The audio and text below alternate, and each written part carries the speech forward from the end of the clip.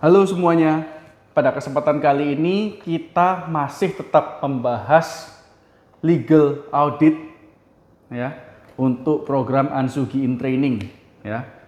Program yang ditujukan bagi para calon pemagang atau yang sedang magang di Ansugi. Cuman kita sengaja buat publik supaya kalian ya mahasiswa atau fresh grad yang tidak punya pengalaman kerja itu juga bisa paling nggak punya wawasan gimana sih rasanya kerja di law firm ya, apalagi yang ngurusin corporate, gimana sih atau apa aja sih yang dilakukan gitu ya, supaya kalian punya bayangan. Dan dengan adanya ini harapannya kita tetap sama, semoga legal service kedepannya di Indonesia ya khususnya bisa jadi lebih baik karena para fresh grade-nya itu wawasannya paling nggak lebih luas ya.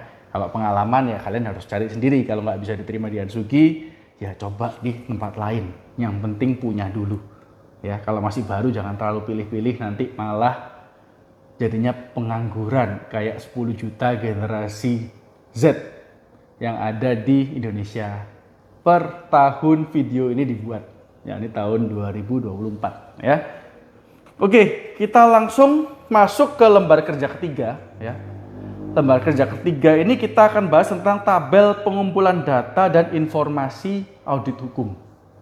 Dengan subjudul lembar kerja bagi auditor hukum untuk mengumpulkan data dan mencatat informasi tambahan sesuai dengan standar Asahi. Nah, bagi kalian yang belum lihat video-video sebelumnya, legal audit ini terbagi ke dalam 6 lembar kerja ya. Yang pertama kita bikin kerangka acuan kerjanya dulu ya, bisa cek di video sebelumnya. Yang kedua itu kita bahas tentang tim dan jadwal pelaksanaan audit hukum, di mana keduanya ini saya sebutkan atau saya klasifikasikan sebagai bagian pra audit hukum. Dan hari ini kita masuk ke bagian audit hukum lembar kerja ketiga. Jadi udah bukan pra lagi, tapi ini udah masuk ke auditnya. Ya, bagian ketiga di mana kita akan mencatat segala informasi. Seperti yang saya sudah sebutkan di video-video sebelumnya, biasanya kita itu kirim tim ke sana.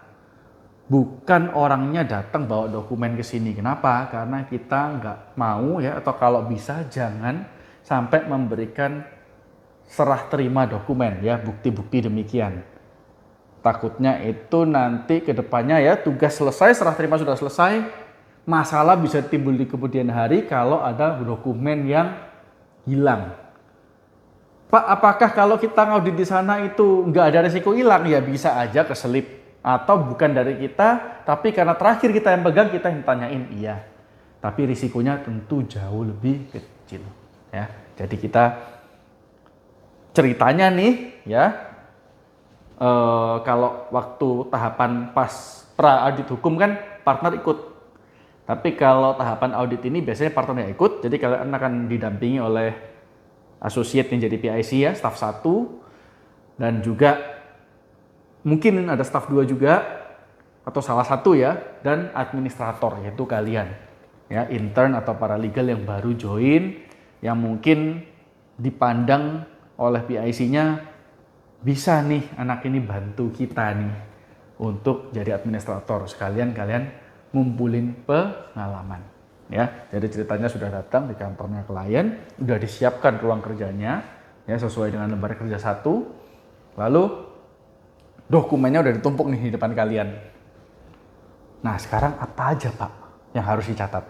Kan itu pertanyaannya. Nah kita lihat lagi nih di sini ya. Jawabannya yang harus dicatat adalah banyak ya, ada 8. Nah, ini kebetulan ada brosur-brosur Ansugi di meja meeting. Ini ya, nggak tahu kelihatan nggak?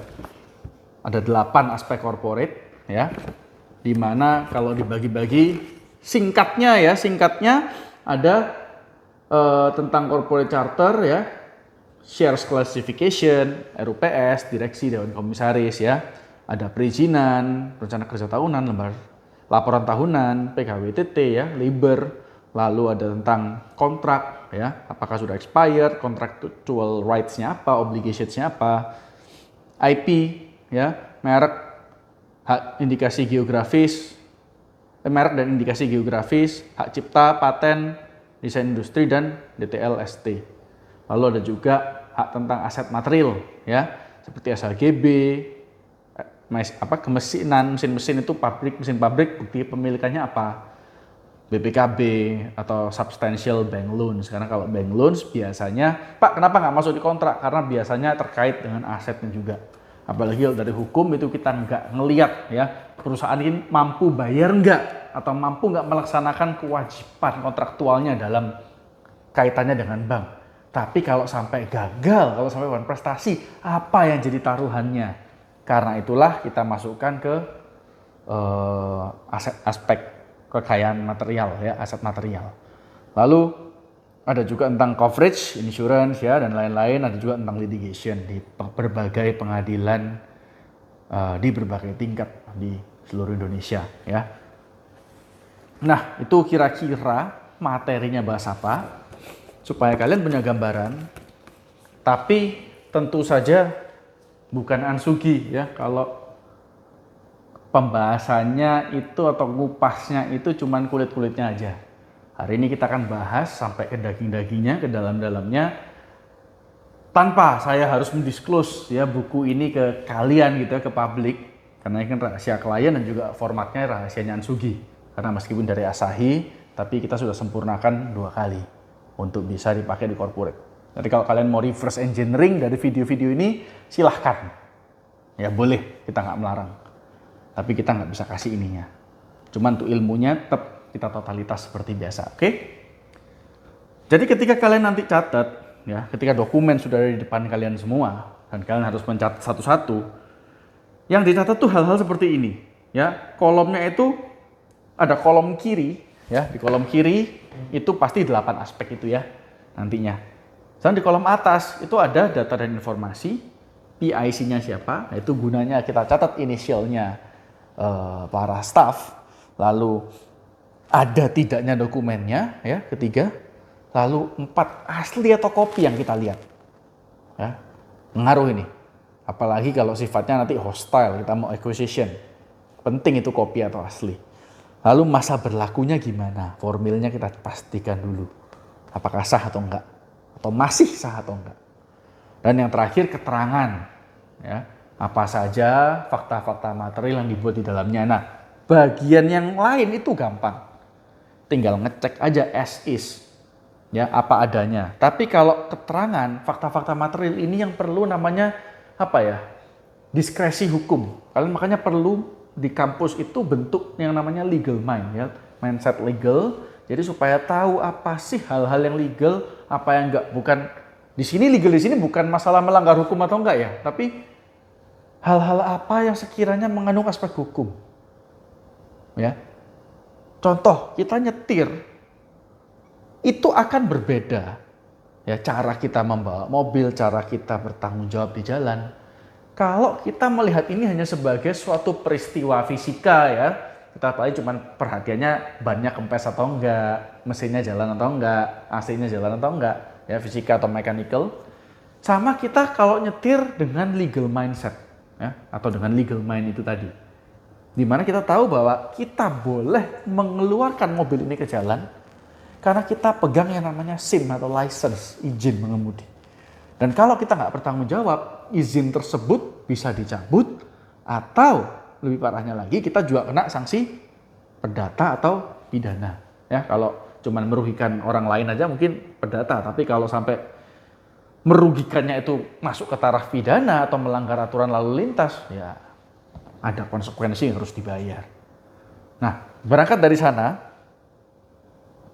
contoh ini, aspek korporasi, ada akta pendirian perusahaan, ya. Apa saja yang dicatat, nomornya, ya. Dibuat oleh notaris siapa, penting. Karena nanti kalau ada apa-apa kita minta pertanggungjawaban sama notaris ini. Kalau notarisnya sudah nggak ada, siapa penggantinya?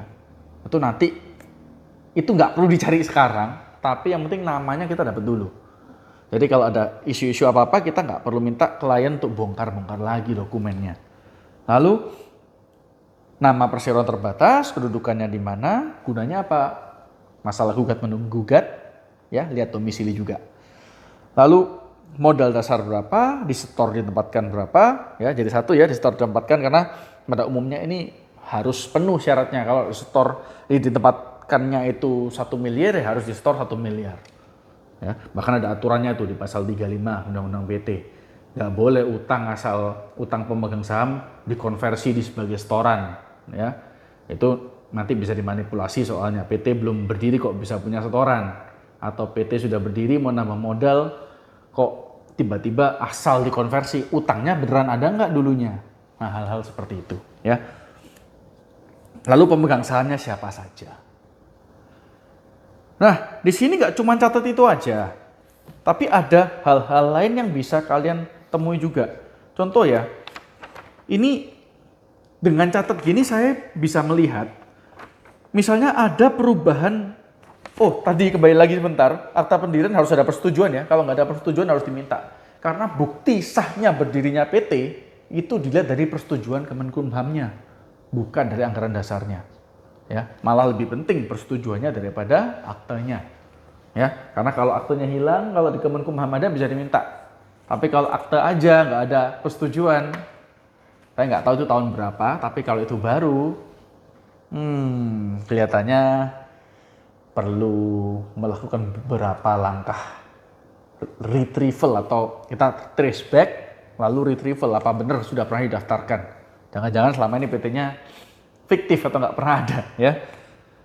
Lalu masalah perubahan anggaran dasar nih yang tadi saya mau bahas. Jadi setiap perubahan anggaran dasar itu mayoritasnya, kalian bisa cek undang-undang PT kalau mau detail, tapi mayoritasnya itu pasti ada persetujuan kementerian. Contoh terutama hal-hal major ya, contoh perubahan maksud dan tujuan. Itu akan ngefek ke KBLI juga, NIB. Lalu ada lagi tentang modal, ya. Lalu ada lagi tentang perubahan direksi dan komisaris. Nah, hal seperti ini wajib ada persetujuan kementerian, ya. Jadi kalau kita catat, kita lihat sekarang di sini aktenya ya. Ini dokumennya by the way ini beda dengan yang sebelumnya supaya apa ya? Just in case kalau ini covernya kebuka, kalian bisa nge-trace itu data perusahaan yang berbeda-beda. Ya, itu masalah pengamanan aja. Jadi kalau kita lihat di sini ada akte tahun atau perubahan tahun 2015, 2017, 18, 20, 21, 21, 23, berarti ada 7 kali perubahan. Maka kita harus lihat nih persetujuan penerimaannya sama nggak? Ya, ketika kalian nyatat semua nanti bagian yang analisnya akan melihat apakah ini sama. Kalau di sini kita lihat 15 ada, 17 ada. Nah, ada persetujuan penerimaan pemberitahuan 2019. Tapi di sini adanya 2018. Nah, ini ada diskrepansi, harus ditelusuri. Lalu ada tahun 2020, di sini 2020, tapi tanggalnya beda nggak apa-apa. Ini masalah penerbitannya aja. Jadi habis RUPS, habis pencatatan notaris, baru dimintakan persetujuan kan. Lalu 2021-nya ada 2, 2023. Ini oke, ya. Yang beda 1 tahun ini, yang beda 1 tahun ini ternyata di bulan 12, 2018, bulan 12. Persetujuannya keluar bulan 1 2019. Berarti ini lengkap, ya. Nggak ada diskrepansi. Kita harus lihat itu. Kalau kalian cuman lihatnya kayak saya tadi ya dengan perspektif letterlock, tahunnya beda Pak, diskrepansi ini. Berarti ada satu yang hilang. 2018 akte perubahannya itu persetujuannya di mana? Itu hilang Pak. Sedangkan di tahun 2019 ada persetujuan tapi nggak ada aktenya. Nah ini diskrepansi Pak.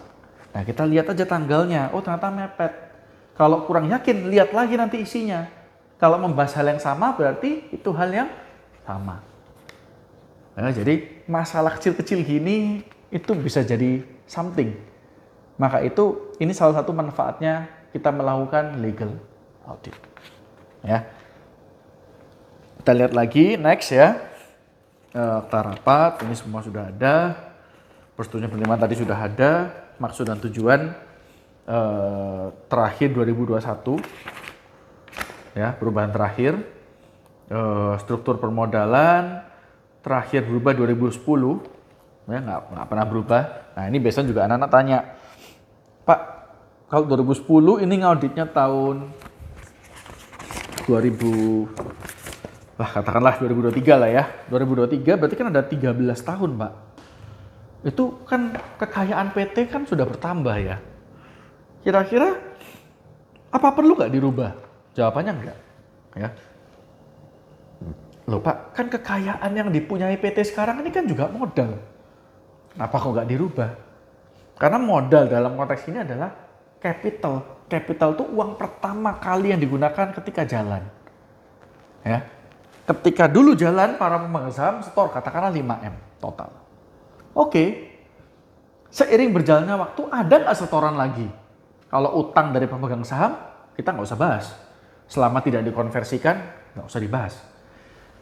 Mau nanti ini PT-nya mau jadi modalnya jadi 10M ya, modal di awal tahunnya, setiap tahunnya itu ada 10M, 20M, 100M.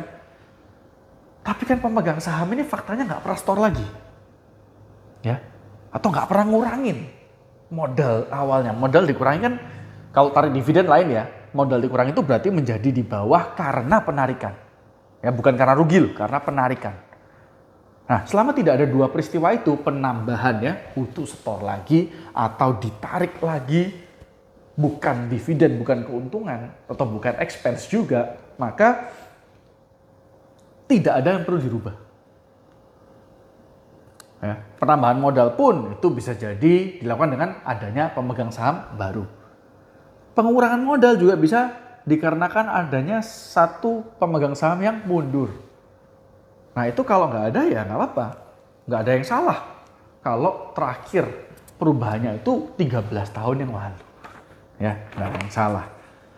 Lalu susunan pemegang saham yang terbaru sudah ada, ya aman. Ini semua juga aman sih, rapat umum. Nah ini mungkin biasanya RUPS ini, RUPS cuma ada 2023, ya yang tahunan, yang luar biasa juga 2023. Ini janggal nggak? Ini janggal, tapi nanti kita masuk di lembar kerja 4. 5. 4 itu hukumnya ya. Ini karena saya sudah tahu jadi atau udah biasa juga ya ngaudit. Jadi saya kasih spill bocoran bahwa ini merupakan suatu cacat administratif dari segi hukum. Kenapa Pak? Ya. Coba dilihat ya kewajiban RUPS itu di pasal 75 ke atas.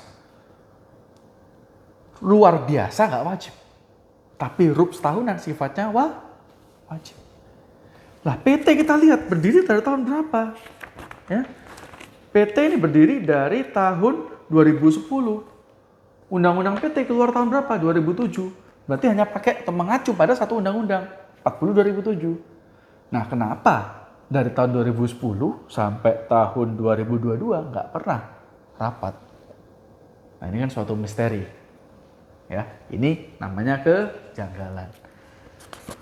Yang luar biasa ya, menurut saya sih tetap kejanggalan ya. Karena coba kita lihat, perubahan anggaran dasar udah 7 kali. Masa sih nggak ada satupun yang judulnya itu RUPS luar biasa? Jadi ini juga kejanggalan buat saya. Meskipun RUPS luar biasa tidak wajib setiap tahun. Tapi karena di atasnya ada rapat-rapat yang banyak, ya, ada perubahan-perubahan banyak. Masa sih nggak ada satupun yang pakai RUPS LB? Atau luar biasa, nah mungkin ya. Lalu, tapi kalau kalian nanti sebagai administrator nggak perlu mikir sepanjang ini Pak, saya pusing Pak, nggak nyampe Pak, nggak apa-apa, catat aja. Ini saya memberikan konteks just in case ada yang pemahamannya sudah sampai sana, supaya tahu kalau nyatet ini harus hati-hati karena dampaknya itu panjang. Kalian miss catat satu dokumen, salah tahun, salah tanggal, itu akan menimbulkan penafsiran yang berbeda dari sebuah kantor hukum.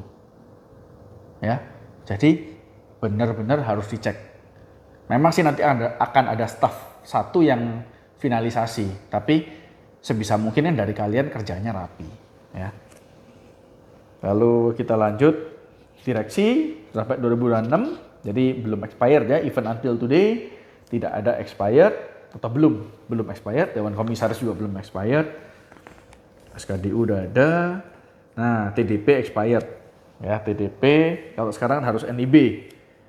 Ini kalau NIB-nya masih oke sih, harusnya nggak perlu ya, nggak apa-apa itu expired. TDP itu yang lama ya, tahun 2012 ke 2017, apa ya. Lalu ya PWP ada, SKT ada, SPPKP ada, pajak aman. Perizinan ya ada semua. Kebetulan industrinya pengelolaan kayu ya. Aman semua.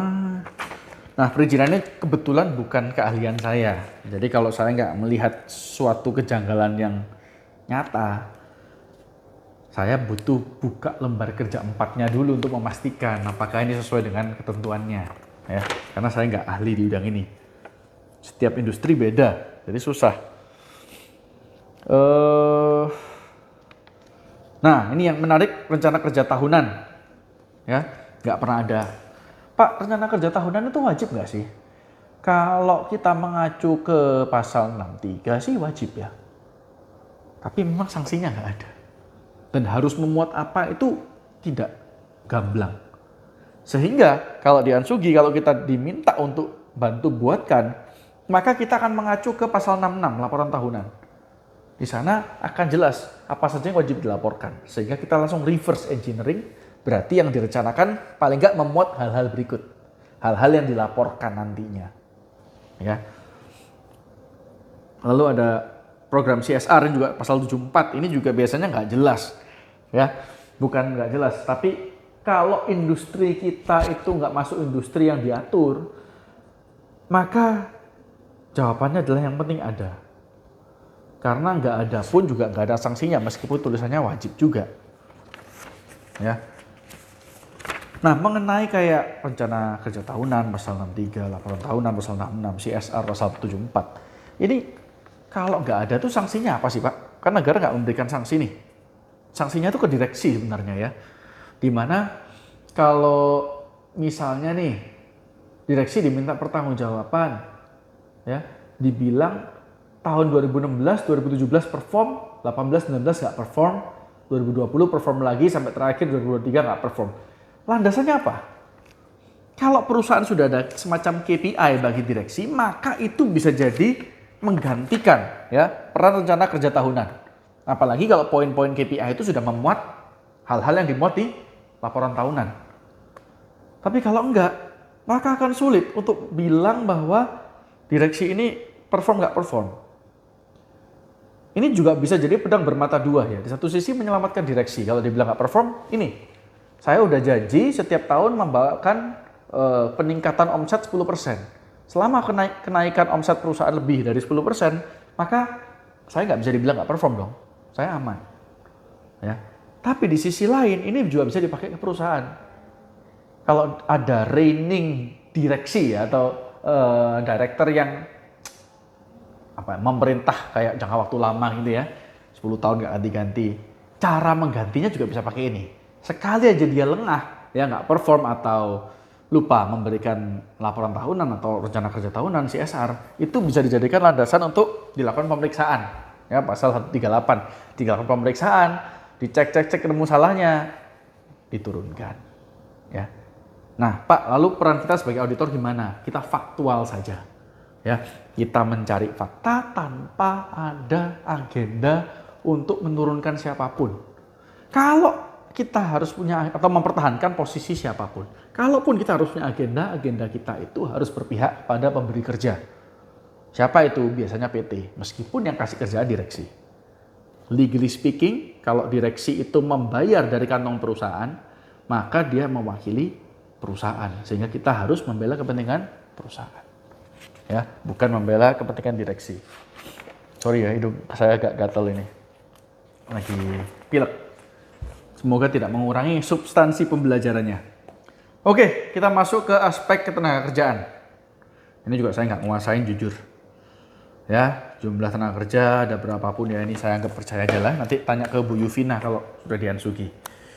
Kita langsung masuk ke aspek keempat, perjanjian material.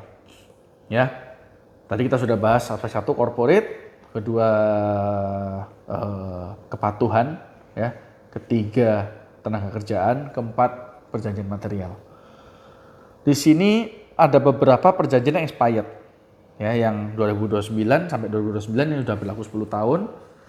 Sampai nanti 2029 aman. 3 perjanjian lainnya, kalau ini tentang sewa menyewa, itu harusnya udah expired. Nah, kalau udah expired, apa yang harus dilakukan? Ya kita cek perjanjiannya. Itu kalau perjanjian expired, klausulnya gimana? Tetap lanjut atau putus atau batal? Ya. Kalau dia jadi batal berarti perlu diperbarui. Tapi kalau tetap lanjut ya lanjut. Nah, Pak, kalau klien prinsipal nggak mau memperbarui, apa akibatnya? Demi hukum, kalau ada perjanjian sudah expired, tapi kewajiban dan haknya masih dilanjutkan, maka perjanjian dianggap berlanjut sesuai dengan ketentuan yang lama atau kesepakatan yang baru. Misalnya biasanya sewanya 500 juta selama kontrak habis, tapi setelah kontrak habis nilainya 600 juta. Apalagi itu sudah dilakukan selama 3 tahun. Lalu tahun keempat penyewa yang nyewa bilang, wah nggak bisa kontrak kita kan 500 juta. Kok 600 juta sekarang? Berarti saya berhak minta ganti kerugian 3 tahun, kelebihan bayar 100 juta kali 3, 300 juta. Nggak bisa gitu.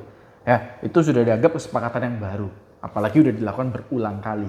Kalau masih sekali aja bisa jadi. Tapi itu juga akan ditanyakan, loh kenapa kamu mau transfer 600? Berarti kan waktu itu udah ada kesepakatan. Ya, hal-hal kecil semacam ini, Pak kelihatannya silly Pak atau nggak penting. Apa benar bisa jadi masalah?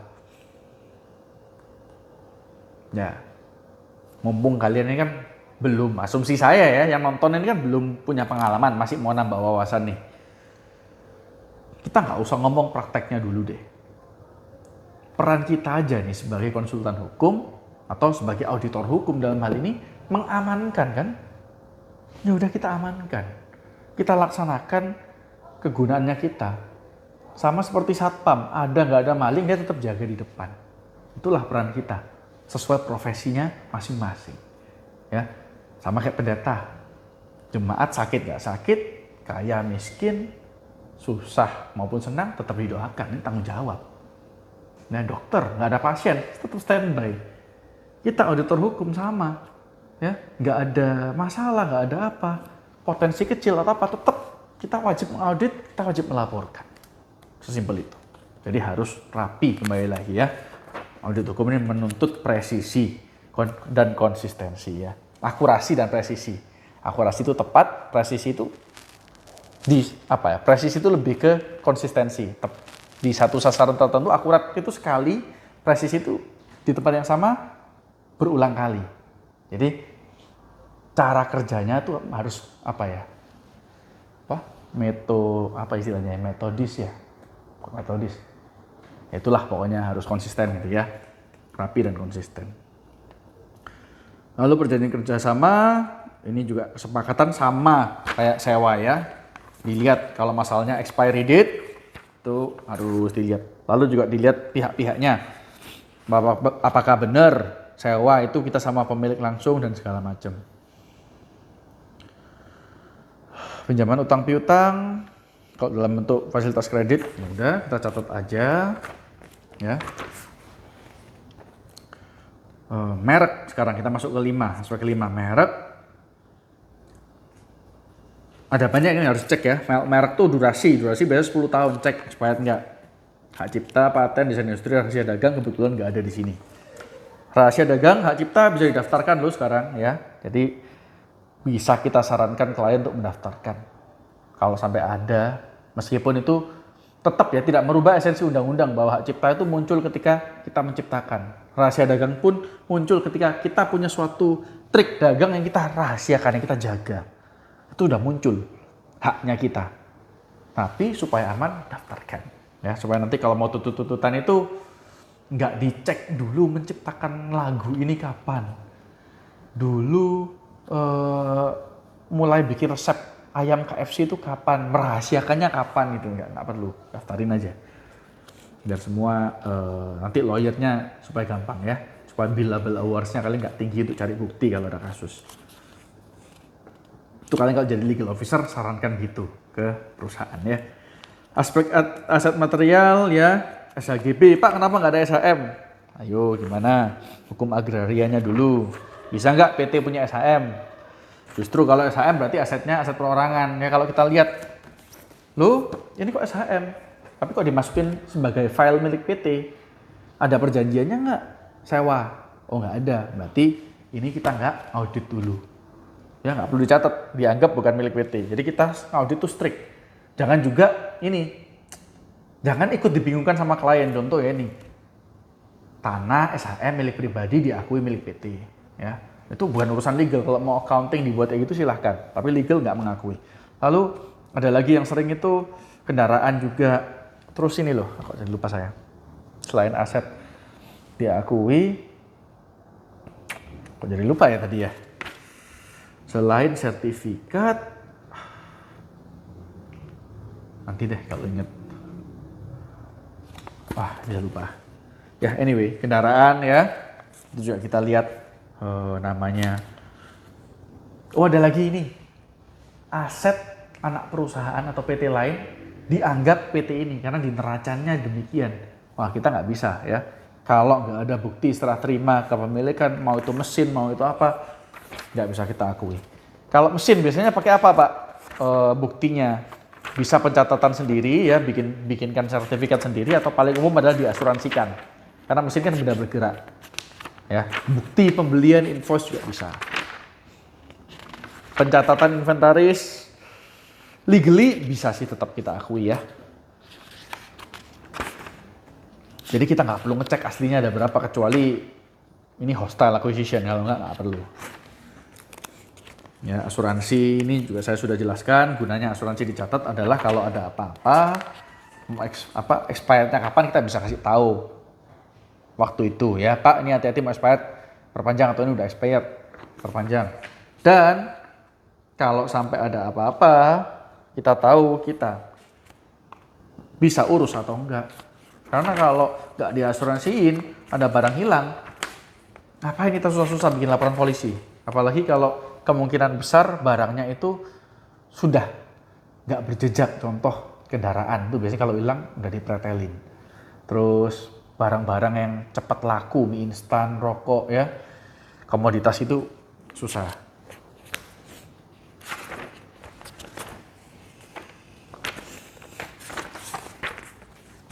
Oke. Ini banyak banget ya. Nah, ini contohnya administrator yang baik. Kalau saya ngepost dalam menjelaskan, berarti banyak fakta yang dicatat. Mending over mencatat daripada under. Ya. Nanti biar atasan kalian yang memutuskan mana yang penting, mana yang enggak. Jangan sampai kalian lupa mencatat hal-hal yang ternyata penting. Oke, kesimpulan. Litigasi terakhir ya, litigasi. Kebetulan ini nggak ada perkara, ya. Tapi sebenarnya akan ada perkara, tapi kita sebagai penggugatnya. Tapi ini kan di luar konteks audit ya. Kebetulan kan PT-PT di sini retainer semua. Lalu ini ada kesimpulan sementara, ini yang saya tambahkan juga, ya, yang di Asahi nggak ada. Gunanya apa?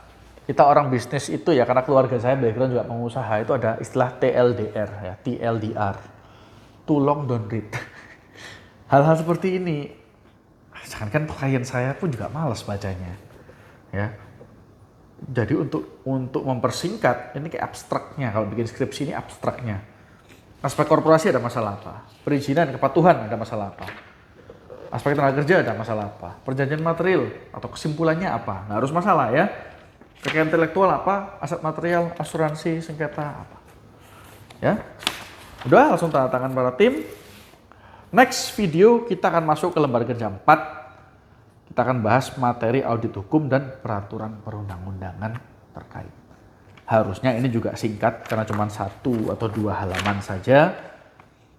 Baru nanti yang cukup panjang masuk ke lembar kerja 5. Apalagi yang 6 nanti saya sekalian akan bonus, nggak cuma serah terima. Kalau cuma serah terima kan dikit ya. Saya nggak tahu nanti saya masukin di lembar ke-5 atau ke-6, tapi legal opinionnya kita. Ya.